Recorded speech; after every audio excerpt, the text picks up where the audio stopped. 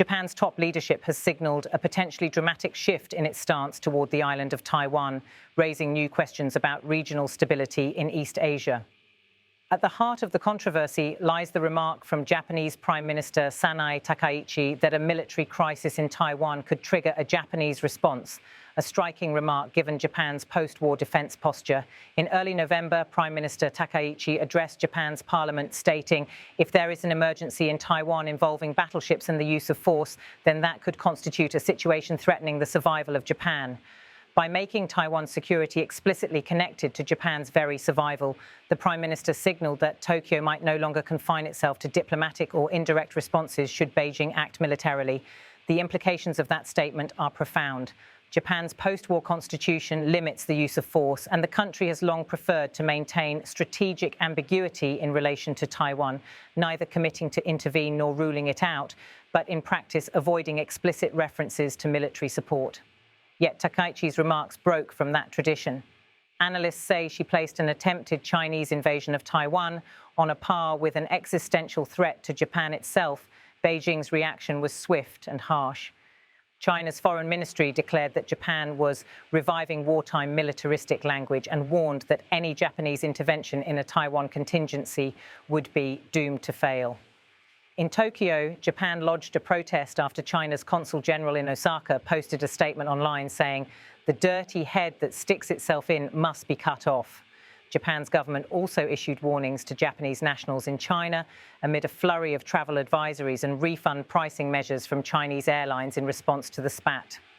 The increasingly fractious rhetoric is overlaying an already dangerous strategic landscape. Taiwan sits just around 110 kilometers, about 68 miles, away from Japan's southwest Sakishima island chain, meaning that any conflict across the Taiwan Strait would have immediate geographic, security, and economic consequences for Japan. Meanwhile, tensions are rising in the East China Sea over the Senkaku/Diaoyu Islands, a dispute long avoided by Tokyo and Beijing, but now re-emerging as a linked flashpoint. Japan is not acting purely rhetorically. The Japanese government has reportedly drawn up evacuation plans for more than 100,000 civilians from remote southwestern islands in the event of a Taiwan crisis, deploying ships and aircraft and pre-positioning shelters and missile batteries on islands close to Taiwan's southwestern flank. Such measures underscore that Tokyo now treats Taiwan Strait instability as a direct national security contingency rather than a distant foreign policy matter. Observers say Prime Minister Takaichi's remarks mark a deliberate effort to signal strength and reinforce the US-Japan security alliance at a time when Tokyo is reshaping its defense posture amid concerns about China's growing power and unpredictable developments in Washington. It also reflects a broader shift in Japan's strategic thinking. While its official position remains that the status quo should not be changed by force, the phrasing now suggests Japan is prepared to act if necessary, a departure from doctrinal caution. In Parliament, Takaichi defended her remarks by stating that they were consistent with the government's traditional position, even as critics in Japan and abroad questioned whether such language had become the new default. A poll conducted by Kyodo News found that 48.8% of respondents supported Japan intervening in a Taiwan contingency, while 44.2% opposed it. Meanwhile, 60.4% of respondents said they supported increasing Japan's defense spending. Beijing has reasons to react more sharply.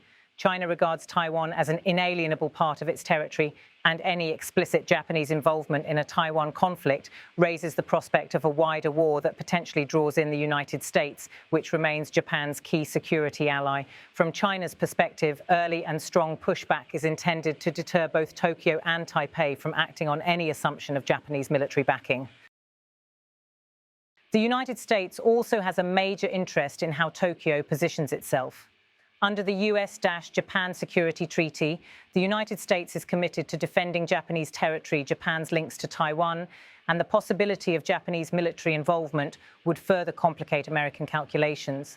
Some analysts believe Japan is implicitly aligning itself more tightly with US deterrence strategy in the Indo-Pacific, sending a message to Beijing and to domestic audiences that Tokyo is ready to be a more proactive security actor. At the same time, Tokyo must balance its defense ambitions with economic and diplomatic risks. Japan remains deeply integrated with China economically, and the diplomatic fallout from Takaichi's statement, including travel advisories and public anger in China, could ripple back to Japanese business interests and supply chain vulnerabilities. Indeed, Japan has already warned its citizens in China about safety risks. As the bilateral relationship phrase within Japan's government, some tension remains.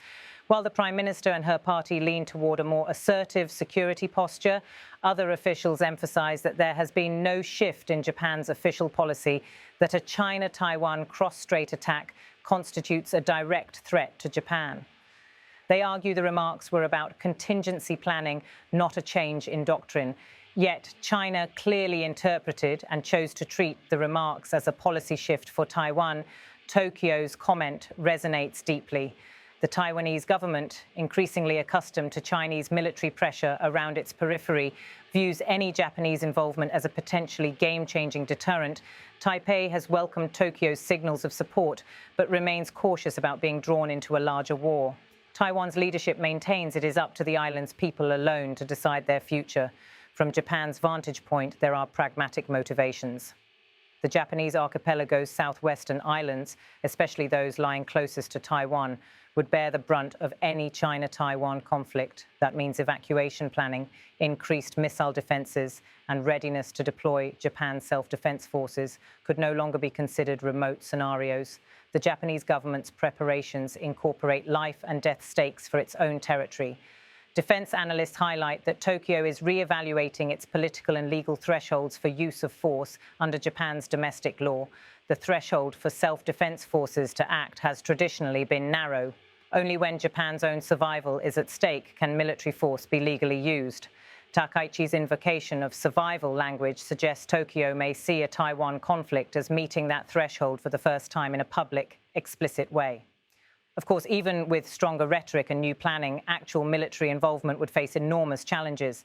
The logistics of intervention, the risk of retaliation from China, and the question of Japan's legal and constitutional boundaries all raise caution flags. But for now, Tokyo's shift in tone has already rattled the region. China has escalated its own military activity around Taiwan, flying aircraft, sailing navy, and Coast Guard vessels across sensitive zones in recent weeks.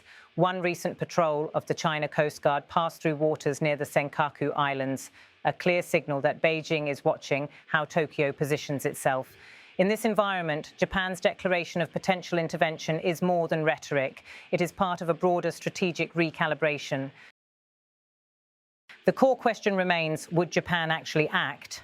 Tokyo's government insists it remains committed to the status quo approach of supporting a peaceful resolution and not unilaterally altering cross-strait arrangements. But by publicly linking Taiwan's crisis to Japan's existential survival, Prime Minister Takaichi effectively raised the stakes to both allies and adversaries. From a regional perspective, the message is significant. Japan is no longer content to be a passive bystander in a Taiwan conflict. It now frames Taiwan's fate as part of its own security horizon that could embolden deterrence, but it also raises the risk of miscalculation.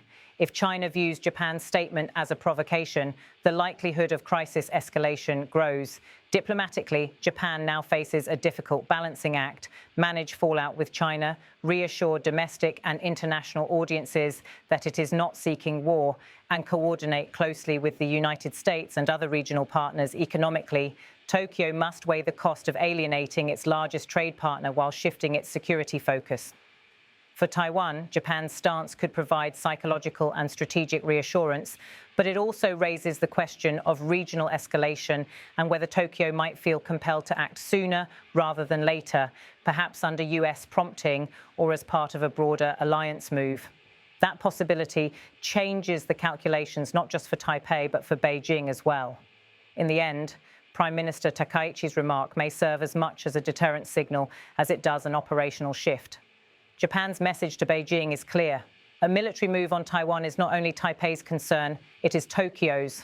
By reframing Taiwan's crisis as a Japanese one, Japan has inserted itself more directly into an issue long presumed to be far beyond its frontiers.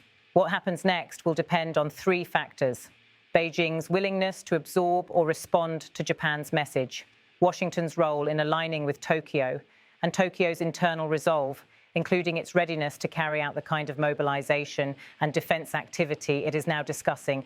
If any of those falter, the ripple effects for regional peace and security would be profound.